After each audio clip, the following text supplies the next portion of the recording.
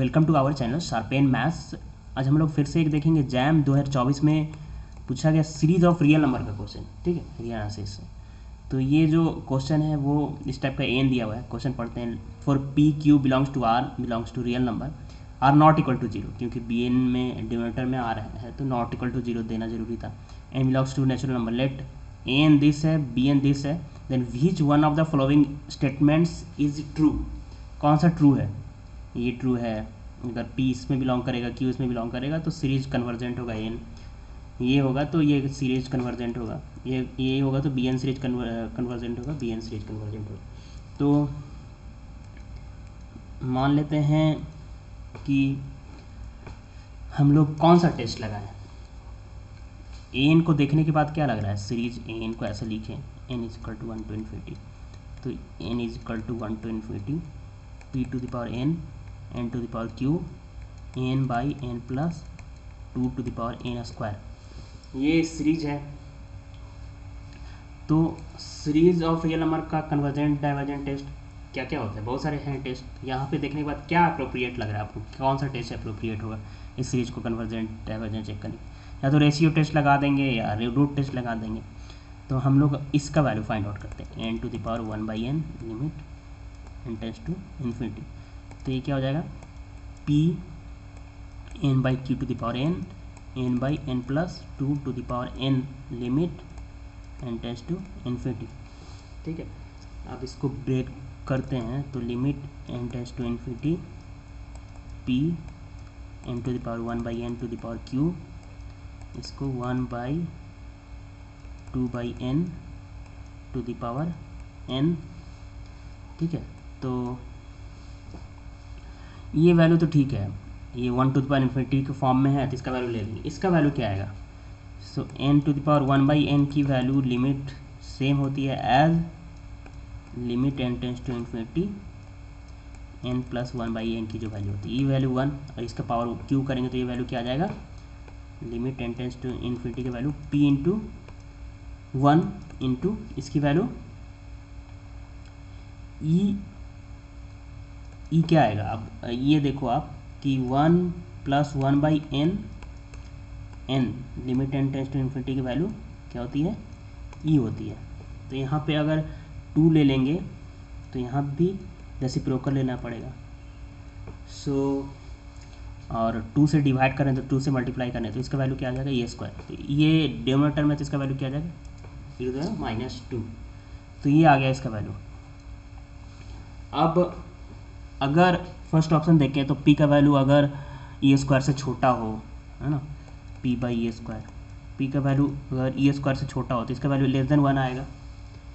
ठीक है, और रूट टेस्ट सेटिस्फाई करने के लिए इसका वैल्यू भी लेस देन 1 चाहिए। या फिर दूसरे वे से चलें तो इसको लेस देन 1 मान के चलें तो ये क्या आएगा, p less than E square. On in which case p less than E square, in that case it satisfy root test. So अगर p less than E square है ही गिवन फर्स्ट ऑप्शन में और 1 से बड़ा ई स्क्वायर से छोटा, तब भी तो इसको सेटिस्फाई करेगा।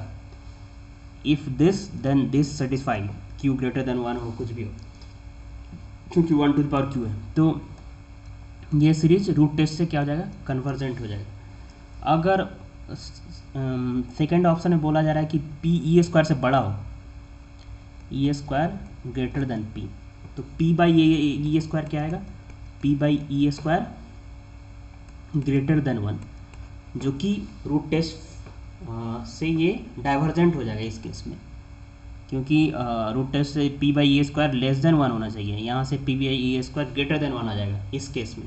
अगर ये p जो है ई स्क्वायर और से बड़ा हो, ई से छोटा हो तो q ग्रेटर देन 1 हो, तो ये केस रॉन्ग हो जाएगा, डाइवर्जेंट हो जाएगा इस केस में। तो फर्स्ट ऑप्शन करेक्ट है, सेकेंड ऑप्शन रॉन्ग। अब बी एन के से रिलेटेड थर्ड और फोर्थ ऑप्शन है, तो बी एन को भी हम लोग चेक कर लेते हैं। सो बी एन क्या है, B N is equal to, इसको इरेज कर दो, B N is equal to क्या है, N to the power N upon factorial N R to the power N N plus 2 by n, ये है। तो इसमें भी हम लोग रूट टेस्ट लगा देते हैं। तो रूट टेस्ट के हिसाब से B N 1/n limit n tends to infinity क्या आना चाहिए, लेस देन 1 आना चाहिए। अगर लेस देन 1 आया तो कन्वर्जेंट, अगर ग्रेटर देन 1 आया तो डाइवर्जेंट। तो देखते हैं क्या आता है। तो limit n tends to infinity n to the power n factorial n r to the power n plus 2/n to the power 1/n। तो ये वैल्यू क्या आ जाएगा, limit n tends to infinity, ये हमारा हो जाएगा n, नीचे में बचा factorial n to the power 1/n r, और ये होगा 1 प्लस n/2।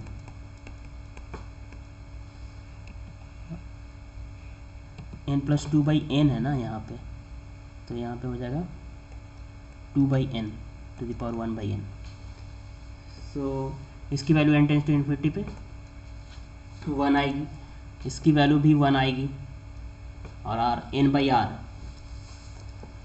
तो इन्फिनिटी बाई r आएगा इसका वैल्यू, जो कि r है ना, इसका वैल्यू 1 आएगा, क्लियर है, क्योंकि सेम वे से factorial n to the power 1/n same value होगा जितना limit n tends to infinity factorial n plus 1/n factorial होगा, तो इसकी वैल्यू 1। तो यहाँ से इसकी वैल्यू आएगी n/r, limit n tends to infinity n/r। तो अगर r का वैल्यू 1 और थर्ड ऑप्शन के करस्पॉन्डिंग 1 और e के बीच का लाई करेगा, तो ये वैल्यू इन्फिनिटी जाएगा, जो कि ग्रेटर देन 1 है, तो डाइवर्जेंट हो जाएगा सीरीज। कन्वर्जेंट बोल रहा है तो ये ऑप्शन भी रॉन्ग। अब r का वैल्यू 1 से छोटा हो, 1/e से हो, तब भी उस केस में भी ये ग्रेटर देन 1 होगा, तब भी डाइवर्जेंट, तो ये भी ऑप्शन रॉन्ग। तो फर्स्ट ऑप्शन क्या है, करेक्ट ओनली। सो ये था question series of real number से, जैम 2024 से पूछा गया। Okay, thank you.